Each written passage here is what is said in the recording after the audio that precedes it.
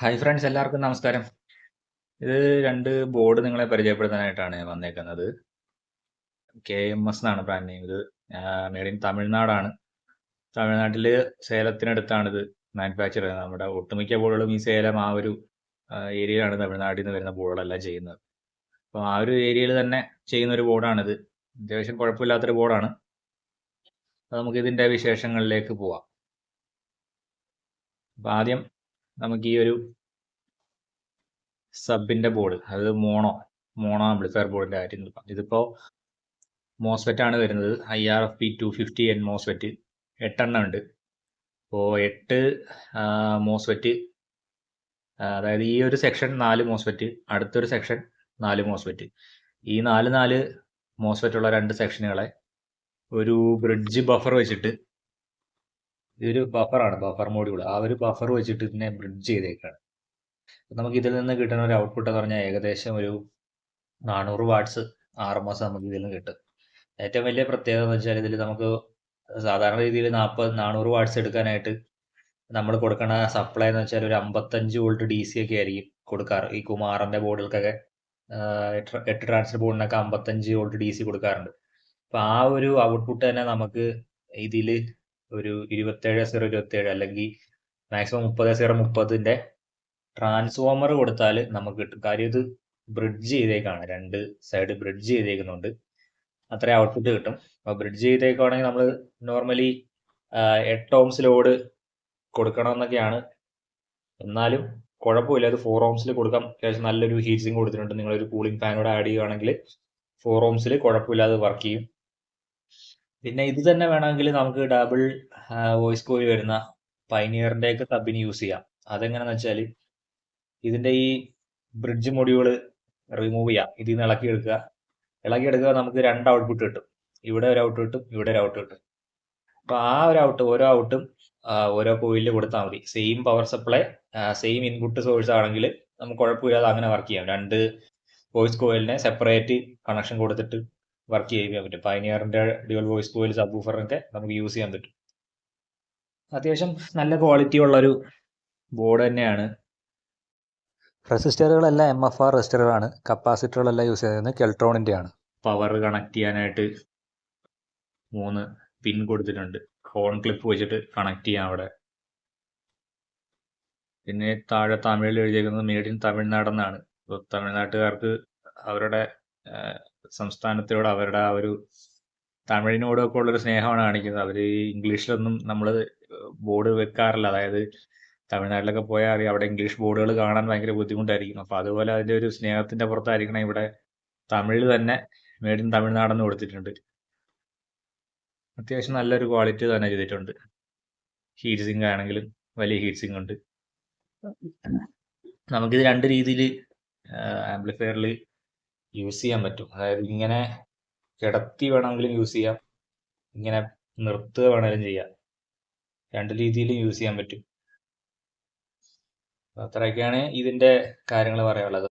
ഞാൻ ഈ ബോർഡ് ഒരു JBL 300 വാട്ട്സ് RMS വരുന്ന സബ് വൂഫർ റൺ ചെയ്യാൻ വേണ്ടിയാണ് യൂസ് ചെയ്യുന്നത്. അപ്പോൾ ഇത് വെച്ചിട്ടുള്ള ഒരു ആംപ്ലിഫയറിന്റെ വീഡിയോ ഞാൻ ഉടനെ ചെയ്യുന്നതായിരിക്കും. അത് കാണാൻ വേണ്ടിയിട്ട് ഫോളോ ചെയ്യുക. നമ്മളിപ്പോൾ ഈ കണ്ട ബോർഡിന് അവരിട്ടേക്കുന്ന പേര് മോൺസ്റ്റർ എന്നാണ്. അതായത് 8 മോസ്ഫെറ്റുകൾ ചേർന്നിട്ട് ഒരു സിംഗിൾ ഔട്ട്പുട്ട്, സിംഗിളായി വരുന്നവൻ മോൺസ്റ്റർ എന്ന് റോക്കി ബായിയെ പറയുന്ന പോലെ ഔട്ട്പുട്ട് സിംഗിളായി വരുന്നതുകൊണ്ട് ഇതൊരു മോൺസ്റ്റർ എന്ന് പറയാം. അപ്പോൾ അതേപോലെ തന്നെ അടുത്ത ബോർഡിൽ കൊടുത്തേക്കുന്ന പേര് ഗാങ്സ്റ്റർ എന്നാണ്. 5 ഔട്ട്പുട്ട് ഉള്ളതുകൊണ്ടായിരിക്കണം ഈ ഗാങ്സ്റ്റർ എന്ന് പേര് കൊടുത്തേക്കുന്നത്. അപ്പോൾ ഇതിൽ തമിഴിൽ തന്നെ അടിച്ചിട്ടുണ്ട്. ബാക്കി കാര്യങ്ങളിലോട്ട് വന്നു കഴിഞ്ഞാൽ റെസിസ്റ്ററെല്ലാം MFR തന്നെയാണ് യൂസ് ചെയ്തേക്കുന്നത്. മോസ്ഫെറ്റ് യൂസ് ചെയ്തേക്കുന്നത് IRFP 250N തന്നെ 10 ഉണ്ട്. കപ്പാസിറ്ററുകളെല്ലാം കെൽട്രോണിന്റെ ആണ് ഉപയോഗിച്ചിരിക്കുന്നത്. സോൾഡറിങ്ങും ഒക്കെ അത്യാവശ്യം നീറ്റാണ്.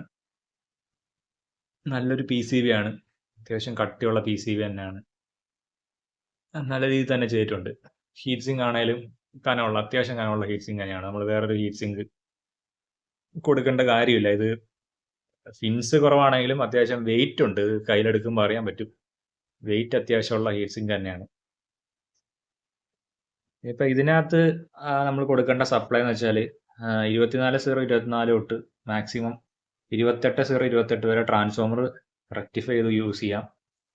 ഔട്ട്പുട്ട് പറയുന്നത് ഒരു ചാനൽ 100 വാട്ട്സ് ആണ്. അപ്പോൾ 100 വാട്ട്സ് തികച്ച് കിട്ടുമെന്ന് ഞാൻ പറയണില്ല. ഒരു 80 വാട്ട്സ് ഒക്കെ നമുക്ക് പ്രതീക്ഷിക്കാം. അപ്പോൾ 8 ohms ലോഡ് കൊടുക്കുന്നതായിരിക്കും നല്ലത്. 8 ohmസിലാണ് ഡിസ്റ്റോർഷനും കാര്യങ്ങളൊക്കെ കുറവായിരിക്കും. അത്യാവശ്യം ഹീറ്റും കുറവായിരിക്കും ബോർഡ് വർക്ക് ചെയ്യുമ്പോൾ. എല്ലാം നമ്മൾ 4 ohms കൊടുത്തു കഴിഞ്ഞാൽ കുറച്ച് നല്ല രീതിയിൽ ഹീറ്റ് ആവാൻ സാധ്യതയുണ്ട് ബോർഡ്. അപ്പോൾ നമ്മൾ അതിനായിട്ടുള്ള കൂളിങ് കാര്യങ്ങൾ, ഫാന് ഒക്കെ നമ്മൾ ആഡ് ചെയ്യണം. ഇപ്പോൾ ഇതിൻ്റെ കൂടെ നമുക്ക് ഒരു സ്റ്റിക്കർ അവർ പ്രൊവൈഡ് ചെയ്യുന്നുണ്ട്. Gangster 10 MOSFET gangster inside. നമുക്ക് വേണമെങ്കിൽ ആംപ്ലിഫയറിൻ്റെ ഫ്രണ്ട് പാനലിലോ അല്ലെങ്കിൽ ബാക്കിലോ ഒക്കെ വേണേൽ സ്റ്റിക്ക് ചെയ്യാവുന്ന രീതിയിലുള്ള ഒരു സ്റ്റിക്കർ അവർ പ്രൊവൈഡ് ചെയ്യുന്നുണ്ട്. ഹോളോഗ്രാം ഒക്കെ ഉണ്ട്, ഒറിജിനൽ എന്നുള്ളതിൻ്റെ കമ്പനി ഹോളോഗ്രാം വരുന്നുണ്ട്. ഈ ഒരു ബോർഡ് ഞാൻ ഈ ബ്രാൻഡിലെ ബോർഡ് കുറേ എണ്ണം യൂസ് ചെയ്തിട്ടുണ്ട്. അപ്പോൾ റിവ്യൂ ആയിട്ടൊന്നും ഇതുവരെ ചെയ്തിട്ടില്ല. കുറേ ആകുമ്പോൾ ചെയ്ത് കൊടുത്തിട്ടുണ്ട്. അപ്പോൾ ഇതുവരെ ഇതിനകത്തൊന്നും കംപ്ലൈൻറ്റോ കാര്യങ്ങളൊന്നും വന്നിട്ടില്ല. വന്നാൽ തന്നെ നമുക്കിത് ഈസി ആയിട്ട് സർവീസ് ചെയ്യാൻ പറ്റും. അതാണ് ഇതിൻ്റെ ഏറ്റവും വലിയൊരു കാര്യം. നമുക്ക് ഇപ്പോൾ കുമാറിൻ്റെ അല്ലെങ്കിൽ മഹാരാജയുടെയൊക്കെ ബോർഡുകൾ കംപ്ലൈൻ്റ് ആയി കഴിഞ്ഞാൽ അത് റിപ്പയർ ചെയ്യണമെങ്കിൽ നമ്മൾ അവരെ കോൺടാക്ട് ചെയ്ത് ബോർഡ് അയച്ചു കൊടുത്ത് തിരിച്ച് ഇങ്ങോട്ട് അയച്ച് അങ്ങനെ കുറേ സമയവും പോവും. പിന്നെ നമുക്ക് കൊറിയർ ചാർജ് അങ്ങനത്തെ ഉള്ള എക്സ്പെൻസ് നമ്മുടെ കയ്യിൽ നിന്ന് പോകും. അപ്പോൾ ഇതിനകത്ത് അങ്ങനത്തെ പ്രശ്നങ്ങളൊന്നുമില്ല. SMD കമ്പോണൻസ് ഇല്ല, ഒന്നും ഹൈഡ് ചെയ്തിട്ടില്ല, കമ്പോണൻസ് വാല്യൂ ഒന്നും ഹൈഡ് ചെയ്തിട്ടില്ല. പിന്നെ ആർക്ക് വേണമെങ്കിലും ഈസിലി സർവീസ് ചെയ്യാവുന്നേ ഉള്ളൂ. അത്യാവശ്യം ഇതിൻ്റെ പണികൾ അറിയാവുന്നവർക്ക് സർവീസ് ചെയ്യാവുന്നേ ഉള്ളൂ. പിന്നെ ഇതിൻ്റെ എന്ത് സംശയം ചോദിച്ചാലും ഇതിൻ്റെ ചെയ്യണ ആൾ, അതായത് ഈ കമ്പനി റൺ ചെയ്യുന്ന പ്രൊപ്പറേറ്റർ, പുള്ളിക്കാരനെ എപ്പോൾ നമ്മൾ വാട്സാപ്പിൽ മെസ്സേജ് ഇട്ടാലും റിപ്ലൈ തരും. അങ്ങനെ ഒരു നമ്മളെ അവോയ്ഡ് ചെയ്യുന്ന കാര്യങ്ങളൊന്നുമില്ല. പുള്ളി ഒരു ജെന്യൂൻ ആയിട്ടുള്ള പേഴ്സൺ ആയിട്ടാണ് എനിക്ക് തോന്നിയിട്ടുള്ളത്. അപ്പം നിങ്ങൾക്കൊക്കെ ഈ ഒരു ബോർഡ് ട്രൈ ആയിട്ട് കിട്ടണ ഈ ഒരു ക്വാളിറ്റിയിലുള്ള ബോർഡിന് എന്തായാലും ഇതിൽ കൂടുതൽ വില വരും. അപ്പം നമുക്കിതിൽ വിലയും കുറച്ച് കുറവുണ്ട്, ക്വാളിറ്റിയും കിട്ടുന്നുണ്ട്. അപ്പോൾ ഇത് വെച്ചിട്ട് ഒരു 5.1 ചെയ്യാനുള്ള പ്ലാനാണ്. വീട്ടിലിപ്പോൾ യൂസ് ചെയ്യാൻ ആംപ്ലിഫയർ ഒന്നുമില്ല. ഉണ്ടായിരുന്നത് ഒരു പുള്ളിക്ക് കൊടുത്തു ഞാൻ. ഇപ്പോൾ ഇനി വീട്ടിലേക്കൊരു ആംപ്ലിഫയർ ചെയ്യാനുള്ള പരിപാടിയിലാണ്. പിന്നെ അതിൻ്റെ കൂടെ തന്നെ നമ്മൾ വേറൊരു ചെറിയൊരു ആമ്പ് കൂടെ ചെയ്യുന്നുണ്ട്. ഇതൊരു TDA 7265 2IC ബ്രിഡ്ജ് ചെയ്തിട്ടുള്ള സ്റ്റീരിയോ ബോർഡാണ്. ഇത് സിംഗിൾ സപ്ലൈ ആണ്. 24 വോൾട്ട് സിംഗിൾ സപ്ലൈ വർക്ക് ചെയ്യണ ആണ്. ഇത് ബാക്കി കാര്യങ്ങൾ സ്പെയർ കാര്യങ്ങൾ മേടിച്ച് വെച്ചിട്ടുണ്ട്. ബോട്ടം പുഷ്, സെലക്ടർ, നോബ്സ് കാര്യങ്ങൾ, അതൊക്കെ പവർ സപ്ലൈ നമ്മൾ ചെയ്തെടുത്തിട്ടുണ്ട്. 6800 UF-ന്റെ 50 വോൾട്ട് 2 കപ്പാസിറ്റർ ഇട്ട്. അതായത് സിംഗിൾ പവർ സപ്ലൈ ആണ്ട് ഈ PCBയിൽ ചെറിയ മാറ്റങ്ങളൊക്കെ വരുത്തിയിട്ടുണ്ട്. അപ്പോൾ അതാണ് ഇവിടെ ട്രാക്കൊക്കെ കട്ട് ചെയ്തിട്ട് ജമ്പറൊക്കെ അടിച്ചേക്കുന്നത്. ഇപ്പോൾ സിംഗിൾ സപ്ലൈ എടുക്കാൻ വേണ്ടിയിട്ടാണ് അങ്ങനെ ചെയ്തത്. പിന്നെ ഇതിൻ്റെ ബക്ക് കൺവെർട്ടർ, അതൊരു ബക്ക് കൺവെർട്ടർ തന്നെ. പിന്നെ ബനാന സോക്കറ്റ് കൊടുക്കാനുള്ള അതൊക്കെ കൊടുത്തിട്ടുണ്ട്. KMSന്റെ തന്നെ ഒരു വോയിസ് കൺട്രോൾ BT ആണ് നമ്മൾ ഇതിൽ യൂസ് ചെയ്യുന്നത്. അപ്പം ഇതും ഞാൻ കുറച്ച് കാലമായിട്ട് യൂസ് ചെയ്യുന്നുണ്ട്. അത്യാവശ്യം നല്ലൊരു ക്വാളിറ്റി ഉണ്ട് ഇതിന്. ഒരു ബാസ്, ട്രബിള്, പിന്നെ വോയിസ്, അതായത് ഒരു വോക്കലിന്റെ സ്ട്രെങ്ത് കൂട്ടാനുള്ള 2 പ്രീസെറ്റ് വരുന്നുണ്ട്. അപ്പം നമുക്ക് ഇത് 2 റിമൂവ് ചെയ്തിട്ട് ആംപ്ലിഫയറിന്റെ ക്യാബിനിൽ വെച്ച് കഴിഞ്ഞാൽ നമുക്ക് ആ ഒരു വോക്കല് നമ്മുടെ ഇഷ്ടത്തിന് അഡ്ജസ്റ്റ് ചെയ്യാം. നിസാര വിലയെ വരുന്നുള്ളൂ. അത്യാവശ്യം നല്ലൊരു ക്വാളിറ്റി തന്നെയുള്ള ബോർഡ് തന്നെയാണ് ഇത്. 2 ട്രാൻസിസ്റ്റർ വെച്ചിട്ടുള്ള ഒരു സർക്യൂട്ടാണ്. ഇതും സിംഗിൾ സപ്ലൈ ആണ്. 12 വോൾട്ടോ അല്ലെങ്കിൽ 24 വോൾട്ടോ കൊടുത്ത് വർക്ക് ചെയ്യിപ്പിക്കാം. പിന്നെ നമ്മളൊരു ബഫർ ആംപ്ലിഫയർ ഇതിൽ യൂസ് ചെയ്യുന്നുണ്ട്. VAയുടെ ബഫറാണ് 12 വോൾട്ടിൽ വർക്ക് ചെയ്യുന്നത്. ഇത് അച്യുത വാര്യർ സാറിൻ്റെ ഡിസൈനാണ്. അപ്പോൾ അതിൽ VI PCBയിൽ ചെയ്തതാണ്. ഇത് PCB മാത്രം എടുത്തിട്ട് നമ്മൾ സർക്യൂട്ട് കമ്പോണൻസ് ഇട്ട് കംപ്ലീറ്റ് ചെയ്തതാണ്. ഇത് നമ്മൾ ഇതിൽ യൂസ് ചെയ്യുന്നുണ്ട്. പിന്നെ ഇതിൻ്റെ ഫ്രണ്ട് പാനൽ കാര്യങ്ങളെല്ലാം ചെയ്യാൻ കൊടുത്തിട്ടുണ്ട്. അപ്പോൾ അത് ഉടനെ കിട്ടും. ചെയ്ത് കഴിഞ്ഞിട്ട് ഇത് കംപ്ലീറ്റ് ചെയ്തിട്ടായിരിക്കും ഈ ഒരു 5.1ന്റെ വർക്ക് സ്റ്റാർട്ട് ചെയ്യുക.